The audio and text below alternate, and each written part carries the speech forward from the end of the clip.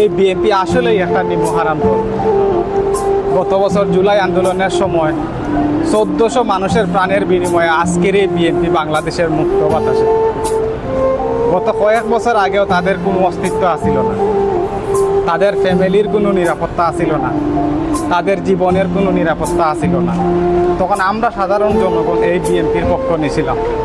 তখন আমরা ভাবতাম বিএনপি তো একটা সাধারণ মানুষের দল, বিএনপি তো দেশের কথা হয়, বিএনপি তো ইসলামের পক্ষে কথা হয়, বিএনপি তো নির্যাতিত মানুষের পক্ষে কথা হয়।